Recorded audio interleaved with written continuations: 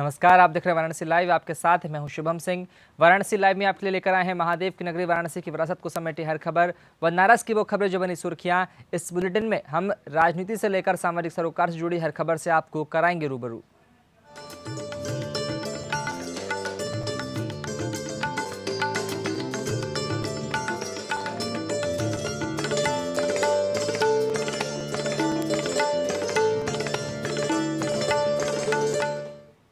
और शुरुआत करते हैं। काशी को 20 अप्रैल से लॉकडाउन में थोड़ी बहुत राहत मिलने की उम्मीद धूमिल होती नजर आ रही है। तबलीगी जमात से जुड़े 3 लोगों समेत 5 की रिपोर्ट कोरोना पॉजिटिव आई है। बीएचयू से रिपोर्ट मिलते ही इस सभी को दीनदयाल उपाध्याय राजकीय अस्पताल बने आइसोलेशन वार्ड में भर्ती किया गया है। जिलाधिकारी कौशल राज शर्मा ने बताया कि बीएचयू से प्राप्त सैंपल की रिपोर्ट के अनुसार 5 नए कोरोना को पॉजिटिव पाया गया है और 5 का संबंध दिल्ली के मरकज में तबलीगी जमात से है। तबलीगी जमात से जुड़े तीनों के पूर्व में जब सैंपल लेकर जांच कराई गई थी तब टेस्ट रिपोर्ट नेगेटिव आई थी। इनको शिवपुर स्थित स्वास्थ्य विभाग के ट्रेनिंग सेंटर में ही रखा गया था। दोबारा जांच कराने पर इनकी रिपोर्ट पॉजिटिव आई है। इसके अलावा 2 और संक्रमित लोगों में भाई बहन शामिल है। ये दोनों पांडे हवेली के एक ही घर के निवासी हैं। जमात में शामिल तेलंगाना की 5 महिलाएं इनके घर 2 दिन तक रुकी थी। पांडे हवेली और जमात के नए पॉजिटिव व्यक्ति का घर और मस्जिद इस हॉटस्पॉट के बफर जोन में शामिल है और कुछ दिन पूर्व हुई बैरिकेडिंग के अंदर ही है। वाराणसी में पहले 9 कोरोना पॉजिटिव केस थे। आज कई लोगों की सैंपलिंग टेस्ट बीएचयू से प्राप्त हुए हैं।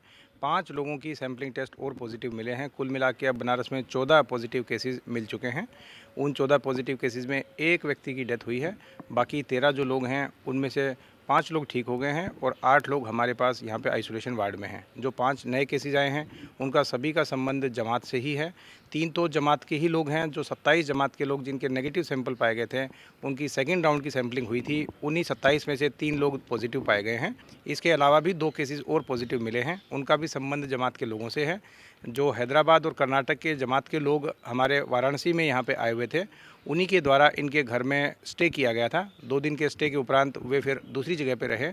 जिनके घर में स्टे किया था उन्हीं में एक 19 साल का बच्चा और एक 21 वर्ष की लड़की, उन 2 को पॉजिटिव पाया गया है। तो ये वो हैं जो पुलिस के और स्वास्थ्य विभाग के द्वारा आइडेंटिफाई करके बाकायदा सैंपलिंग जिनकी करवाई गई थी।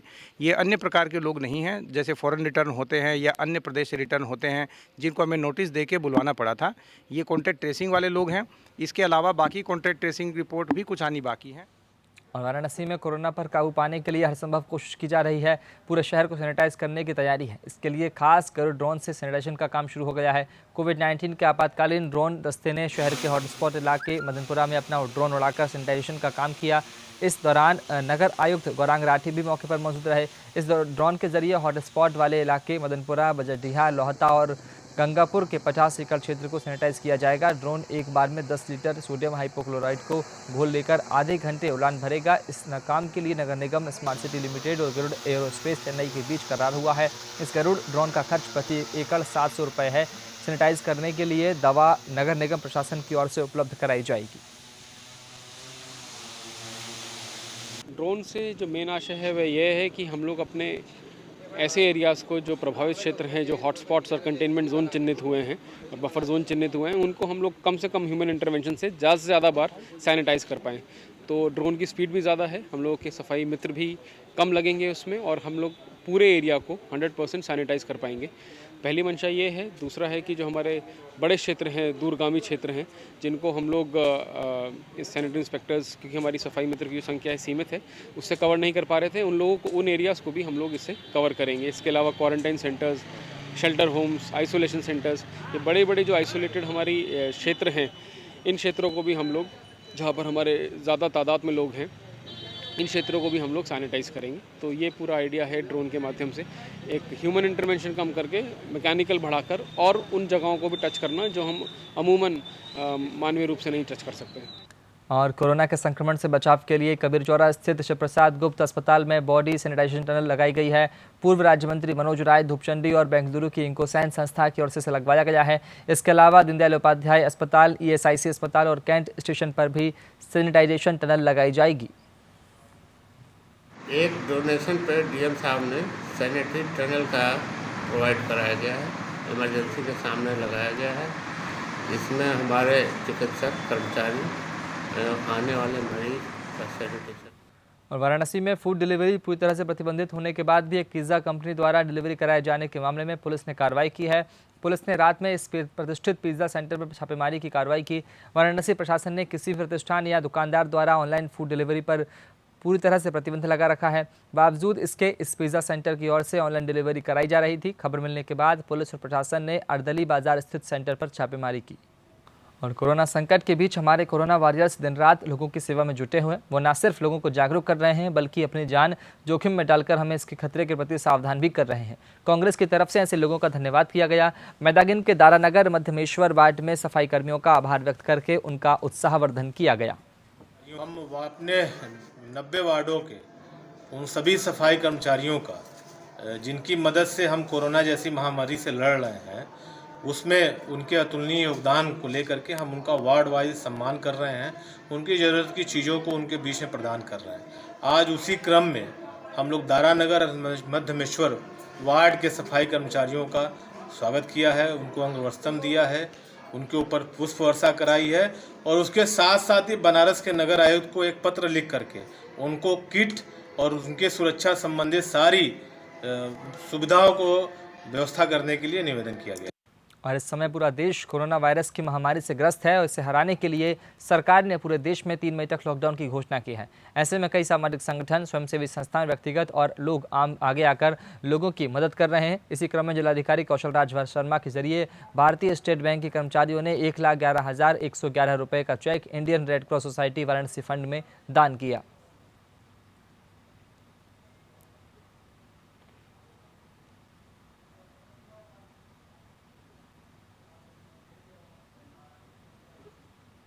और चिल्ड्रन बैंक की ओर से पीएम केयर फंड में 5,011 रुपये का दान किया गया। ये पैसा कोरोना वायरस के खिलाफ लड़ाई में इस्तेमाल के लिए दिया गया है। 81 बच्चों द्वारा ये पैसा चिल्ड्रन बैंक में जमा किया गया था। बच्चों ने इंडियन बैंक जाकर ये पैसा पीएम केयर्स फंड में जमा किया।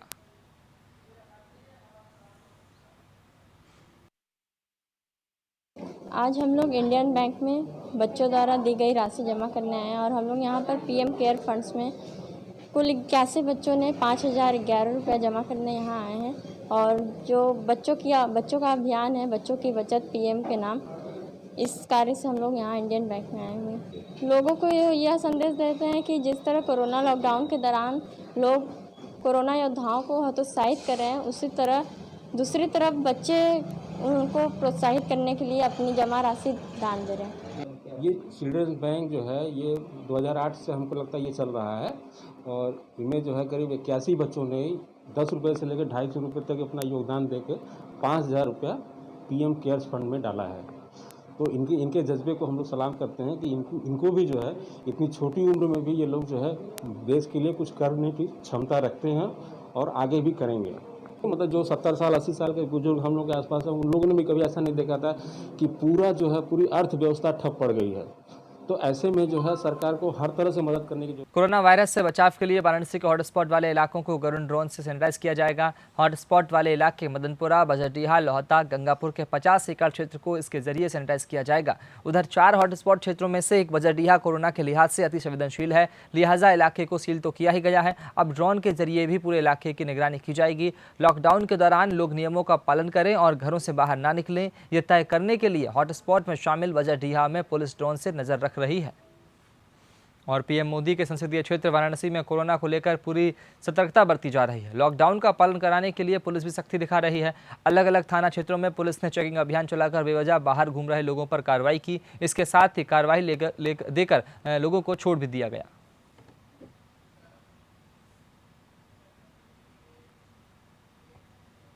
और एक और जहां पुलिस लॉकडाउन का पालन कराने में जुटी है तो वहीं लोगों को जागरूक कर रही है, तो वहीं कुछ लोग ऐसे भी हैं जो अपने अनोखे अंदाज में कोरोना के खतरे को लेकर लोगों को जागरूक कर रहे हैं। इसी क्रम में शहर में एक शख्स कोरोना वायरस का रूप धरकर लोगों को अपने घरों में रहने की हिदायत देता नजर आ रहा है। इसके साथ ही उन्हें कोरोना के खतरे के प्रति आगाह भी कर रहा है और सोशल डिस्टेंसिंग के बारे में बता रहा है।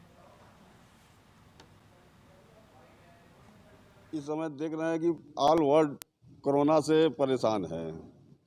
मैं देखा कि कम से कम उसमें अपना भी हम साथ दें। अब इसको हमारी प्रशासन तो चारों तरफ दौड़ रही है, मना कर रही है, मगर पब्लिक मानने से उसको इनकार कर दे रही है। कह रही है इधर प्रशासन आए बोले और इधर प्रशासन उधर अपना दूसरे जगह ड्यूटी पे गए, उधर पब्लिक। लॉकडाउन की समस्या को देखते हुए नागरिकों की सुविधा के लिए बैंक ऑफ बड़ौदा ने सचल मोबाइल एटीएम की शुरुआत की है। इस सेवा का शुभारंभ वाराणसी के कमिश्नर दीपक अग्रवाल ने किया। इसका मकसद लोगों तक पहुंचकर नकदी के संकट को खत्म करना है। कैश को निकालने के लिए लोग बैंक में लंबी लंबी लाइनें लगा रहे हैं और उसमें कितनी बार ये हो जा रहा है कि सोशल डिस्टेंसिंग का जो नॉर्म है वो पूरी तरह पालन नहीं हो पा रहा है। उस दिशा में हमारे मंडल में कई सारे प्रयास किए गए। उसी दिशा में आज बैंक ऑफ बड़ौदा द्वारा एक मोबाइल एटीएम का आज शुरुआत की जा रही है, जो पहले से पूर्व निश्चित स्थान पर खड़ी रहेगी और वहाँ पर लोग अपना कैश निकाल पाएंगे। ये ऐसे एरियाज़ में जाएंगी जहाँ पे हमारा एटीएम का नेटवर्क थोड़ा सा वीक है। इसके साथ साथ मुझे बताने में खुशी है कि विभिन्न बैंकों के बिजनेस कॉरेस्पॉन्डेंट हमारे डाक विभाग के सहयोग से कल की भी अगर हम फिगर लें तो 14,651 लोगों को डोर स्टेप कैश की डिलीवरी हुई, जिसमें 1,90,00,000 रुपए विभिन्न लोगों को प्रदान किया गया। और कोरोना वायरस संकट के बीच बैंक ऑफ बड़ौदा की ओर से शहर के विभिन्न इलाकों में तैनात पुलिसकर्मियों को पानी पीने के लिए थर्मस, सैनिटाइजर और मास्क भेंट किया गया। इस बारे में बताते हुए एसपी ट्रैफिक ने बैंक को सहयोग के लिए धन्यवाद दिया और कहा कि कड़ी धूप में तैनात सिपाहियों को अब पानी की पीने के लिए दूर नहीं जाना होगा।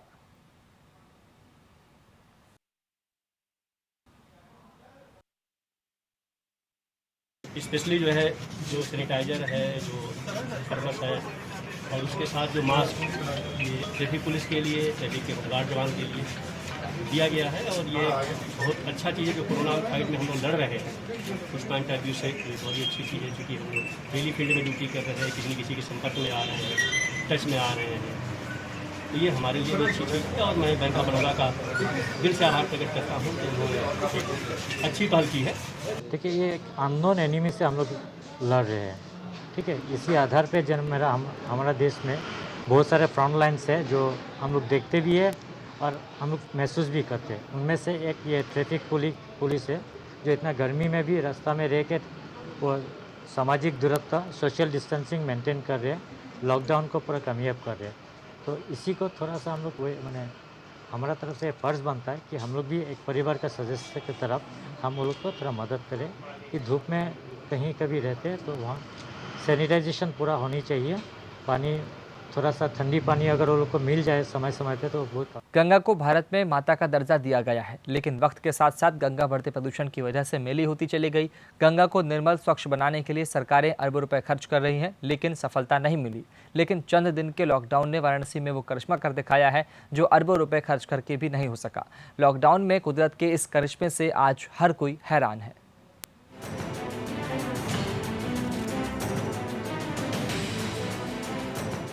कोरोना वायरस के खतरे के बीच प्रकृति जीवन की नई उम्मीद दिखा रही है, जहां प्रदूषण नहीं बल्कि शुद्ध आबोहवा। कोरोना की वजह से लॉकडाउन के दौरान देश में प्रदूषण में लगातार कमी आ रही है। हवा तो साफ हो रही है, साथ ही साथ नदियों में भी साफ पानी बह रहा है। 24 मार्च को लॉकडाउन का ऐलान होने के बाद से गंगा नदी पहले के मुकाबले 40 से 50% साफ नजर आ रही है। लॉकडाउन में वाराणसी में भी गंगा खिलखिला रही है। भगवान शंकर की नगरी वाराणसी के लोगों ने गंगा का ऐसा स्वरूप पहले कभी नहीं देखा था। आज वाराणसी में गंगा स्वच्छ और निर्मल नजर आ रही है। पहले की तरह ना तो घाटों पर लोगों की भीड़ है और ना ही फैक्ट्रियों का गंदा पानी गंगा में गिर रहा है। वाराणसी में गंगा में होने वाले कुल प्रदूषण में उद्योगों की हिस्सेदारी 10% होती है। लॉकडाउन की वजह से उद्योग धंधे बंद हैं, इसलिए स्थिति बेहतर हुई है। पहले की अपेक्षा वाराणसी में गंगा की स्थिति में 40 से 50% सुधार दिख रहा है। जब से लॉकडाउन हुआ है तब से गंगा स्वतः धीरे धीरे साफ होना शुरू हो गई है। मैं आपको दिखा दूं, लॉकडाउन के पहले ये गंगा का पानी बिल्कुल दूषित नज़र आता था, पर जब से लॉकडाउन हुआ है आज ये पानी काफ़ी हद तक साफ नज़र आ रहा है। वैज्ञानिकों का मानना है लॉकडाउन के बाद से ही लगभग गंगा का पानी 40 से 50% साफ हुआ है। कोरोना के खौफ के बीच लॉकडाउन लगने से लोगों को भले ही परेशानी हो रही है, लेकिन गंगा के साफ होने से वाराणसी के स्थानीय लोग काफ़ी खुश नजर आ रहे हैं। आज यहाँ पे 80 घाट पे आने का मौका मिला है और मैं देख रहा हूँ कि गंगा का पानी, जो गंगा माँ का पानी इसके पहले था, आज दोनों में बहुत डिफरेंस है। आज साफ दिखाई दे रही हैं। अंदर मतलब कि जैसे कुछ अगर पड़ा हुआ है तो घाट किनारे आप खड़े हो जाइए, देखिए अंदर झलक रहा है कि पत्थर है कि क्या है। इसकी क्या वजह देख सकते हैं? इसका सबसे बड़ा वजह यह है कि सारी फैक्ट्रियां बंद हैं। जो मांस मच्छी काटते थे लोग, उसका पानी जो गंगा में जा रहा है वो पोल्यूशन एकदम मुक्त है। लोग गंगा किनारे नहा नहीं रहे हैं, घाट पे कपड़ा नहीं धो रहे हैं। तो आप समझ लीजिए कि अगर ये और कुछ दिन हो गया तो गंगा एकदम पहले जैसी निर्मल और स्वच्छ हो जाएंगे। लॉकडाउन के दौरान जो है, जो 10 दिन में इधर वातावरण स्वच्छ हुआ है और खासकर जो गंगा जल स्वच्छ हुआ है, ये हमें लगता है कि किसी ने सोचा भी नहीं होगा कि लॉकडाउन का एक तरह हमारी इकोनॉमी पे इतना बुरा प्रभाव पड़ रहा है, लेकिन हमारे वातावरण पे इतना अच्छा प्रभाव पड़ेगा ये किसी ने सोचा नहीं होगा। जरूर कष्ट हो रहा है। यहाँ पे मैं आया हूँ आज और देख रहा हूँ नावें सारी खड़ी हुई हैं। आमतौर पर पर्यटक इस पे सैर करते रहते हैं। कष्ट का विषय भी है, लेकिन जिस तरह से गंगा जल स्वच्छ है और वातावरण स्वच्छ है, इससे हम लोग को सुख की अनुभूति जरूर हो रही। कोरोना ने सचमुच हमारी दुनिया को बदल दिया है। भले ही कोरोना ने हमें बेहिसाब जख्म दिए हैं, लेकिन कोरोना से बचने के लिए इंसानों ने जिस लॉकडाउन का सहारा लिया है, उसने प्रकृति को इंसानों के दिए जख्म को भरने का मौका दिया है। लॉकडाउन से देश भर की नदियां स्वच्छ हुई है, आबो हवा साफ हुई है और प्रकृति आज खुद पर इतरा रही है। Bureau report. और इसी के साथ फिलहाल इतना ही। नमस्कार।